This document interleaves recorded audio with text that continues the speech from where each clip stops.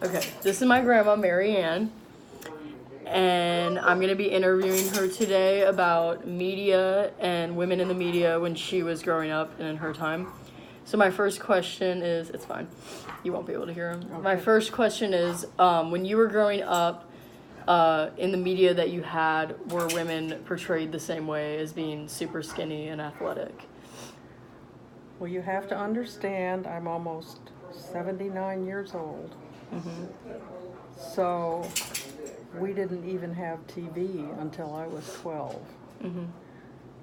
Most of what I saw as far as women's figures came from movie magazines or going to movies. Yeah. And the kind of figure that I remember were people like Marilyn Monroe, Ava Gardner. Mm-hmm. They were very buxom, but they tried really hard to have the skinny waist. Yeah. And I don't think that's at all like it is today. Yeah. Skinny waist is definitely a big thing, but it's more like the whole body has to be like stick thin. Well, my favorite actress back then was Elizabeth Taylor. Mm-hmm. And they used to brag about her 18-inch waist. Yeah. And that wasn't something you could achieve. Yeah, definitely. Right. Okay. So then when you were in high school, was like being skinny the body type that every girl wanted in your school? I don't think so, because what comes to mind immediately are the fuzzy Angora sweaters, Mm-hmm. the poodle skirts with crinoline underneath. Yeah. And that did not present you as skinny as a stick. Mm-hmm. It doesn't really show your figure. But we all knew about Twiggy. Mm-hmm. Have you ever heard of her? No. Well, she was, I don't know if she was an actress or a singer or just a model, but we talked about her because she was a stick and everyone thought, not so good. So they didn't like how skinny she was? She was, I mean, very skinny. Yeah, yeah. Yeah. Okay. So in high school and in your 20s, did women in the media and the way they looked, did that affect how you felt about yourself and your self-image? Like, did it make you want to look like them, or did you not really pay attention to it? In my 20s, I didn't pay attention because, Mm-hmm. as I said before, I was married, I Mm-hmm. had children. Elvis Presley even passed me by because I wasn't paying any attention Mm-hmm. to anything except what went on in my house. Yeah. Now, when I was a little older and I had to travel with Grandpa, Mm-hmm. I was horrified because I would try to lose weight for these meetings. I wanted to look good. Mm-hmm. I would get down to right where I wanted, and then I'd shoot myself in the foot. Mm-hmm. I would eat right before we left Yeah.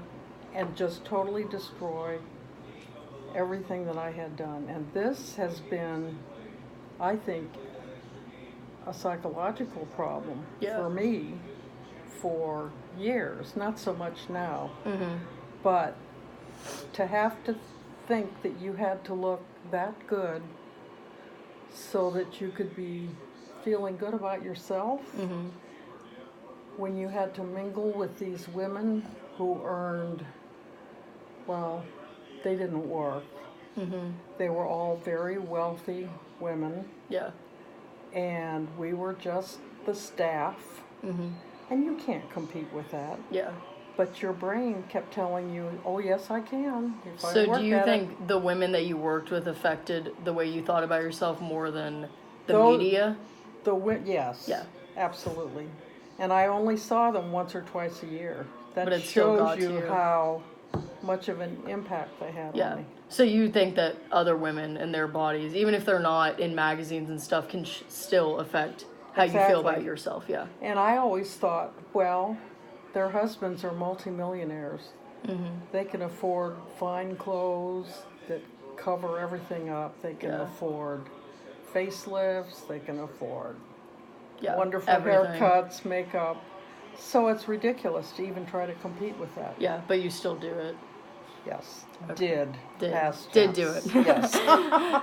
Okay, so to go into eating disorders, when you were growing up, especially in high school, because I notice a lot of eating disorders in my generation at this age, do you think that those were a problem when you were in high school and in college, or did people talk about them and stuff like that?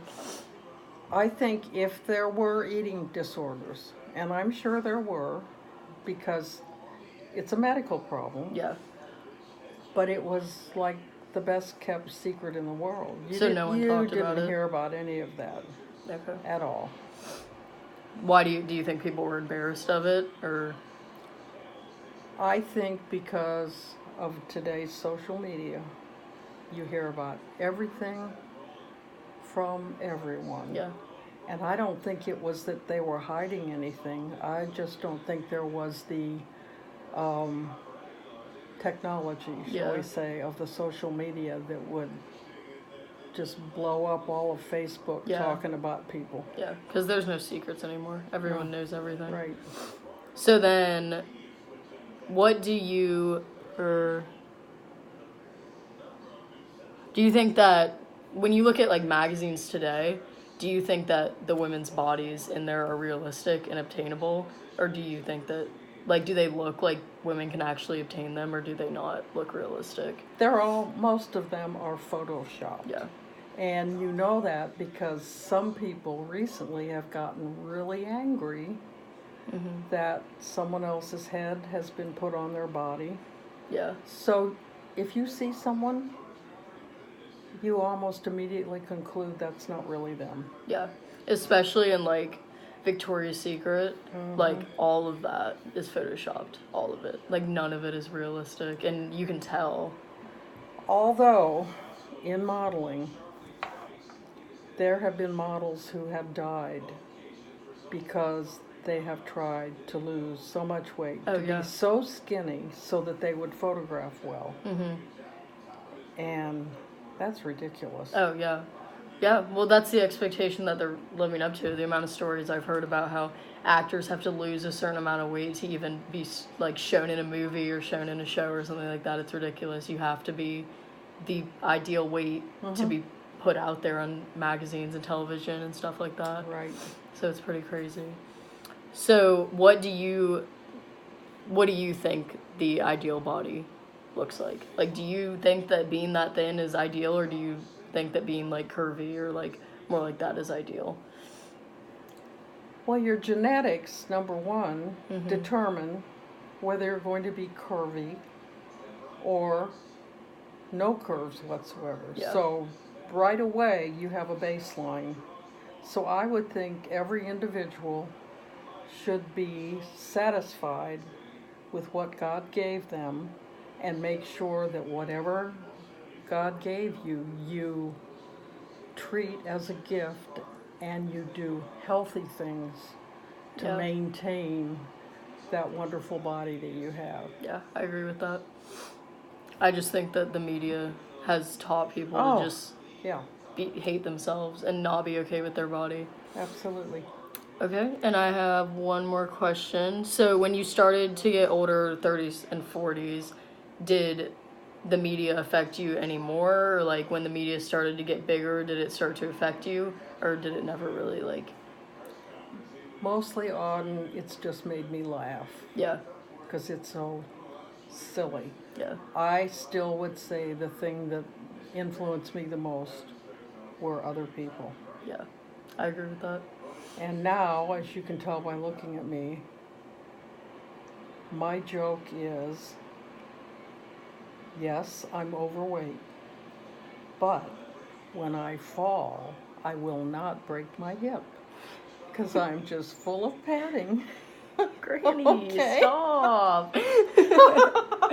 All right, well, that's the end of the interview. Okay, bye. Bye.